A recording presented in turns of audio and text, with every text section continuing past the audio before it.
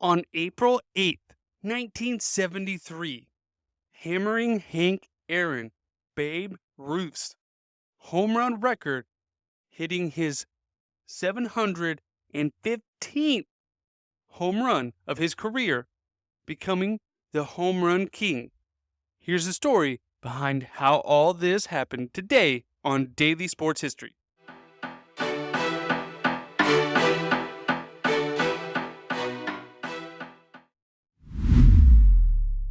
Welcome to Daily Sports History. I'm Ethan Reese, your guide to a rapid deep dive into sports history every day.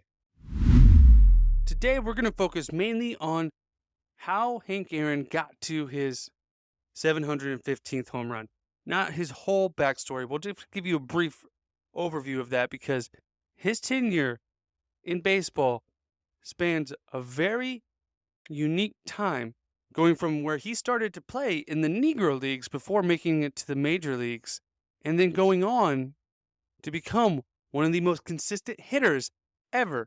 Now, he started with the Braves all the way back to when they were with Boston. That's how long ago he started. He didn't make the Braves professional team until 1954, when they were in Milwaukee, and stayed with them through the time when they went to Atlanta. And one of the most unique things about him was how consistent he was. He was never the greatest hitter of all time. He was very rarely the best hitter every year. He was just so consistent.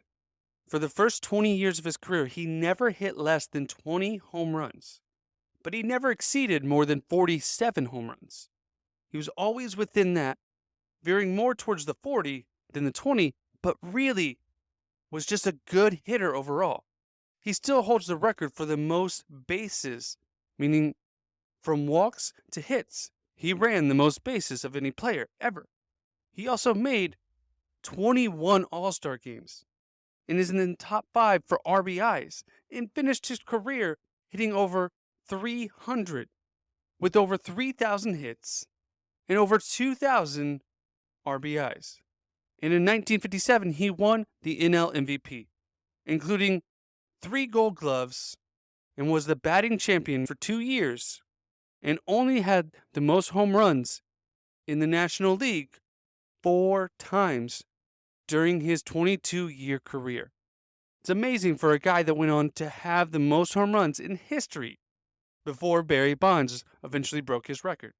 So now we come to his record-breaking home run, as his career in life deserves its own episode at another time. But his record-breaking home run was set up and had so much build-up to it because he finished the 1973 season with 713 wins.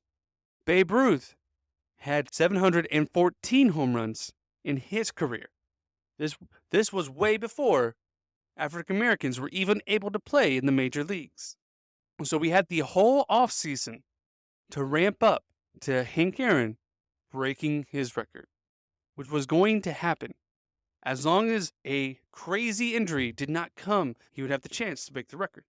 And on opening day the next year, he hit a home run, tying Babe Ruth. But they were on the road. So after that game, they held him out for the rest of the series because they wanted him to break the record down in Atlanta in front of the home crowd. So we come to April 8th, 1974, facing the Dodgers at Atlanta Fulton County Stadium. And Hank is facing Al Downing, a veteran pitcher coming up on the end of his career who also wore number 44.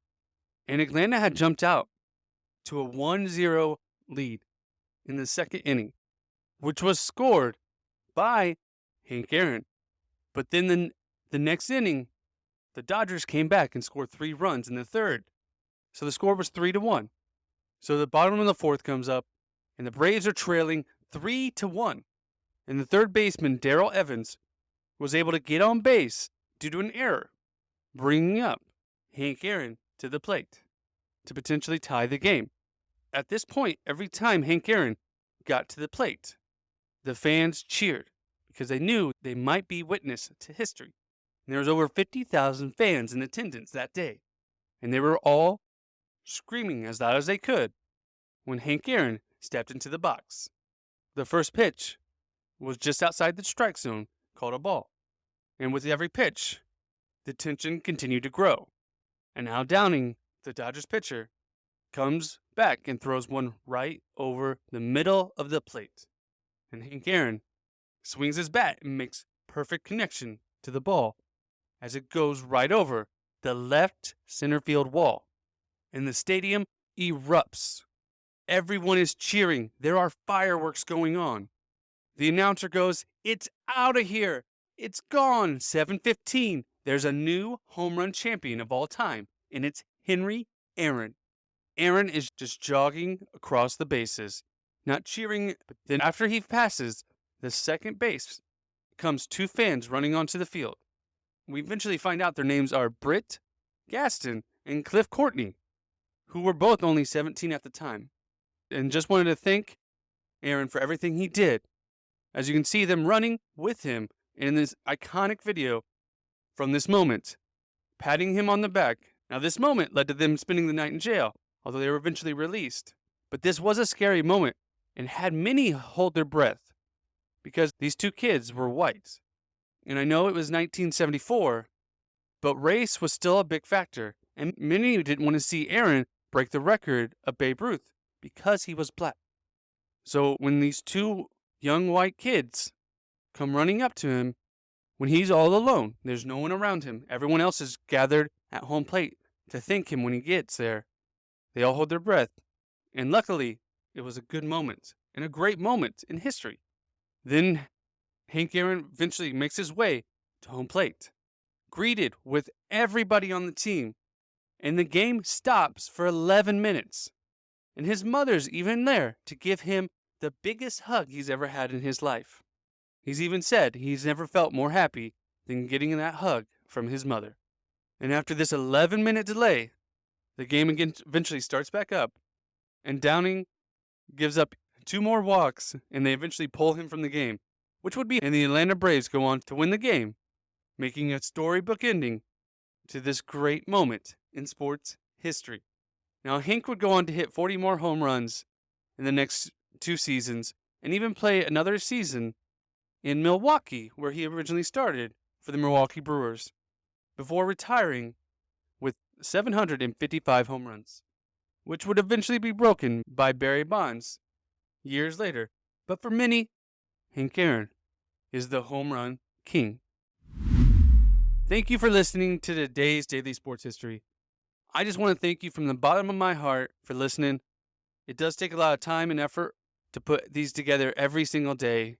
And all I want to ask from you is to keep listening, subscribe wherever you're at, and come back tomorrow and listen. It means the world that you are enjoying learning all about these sports just like I am. And I love being able to give you a little bit of sports history every day. So come back tomorrow for more Daily Sports History.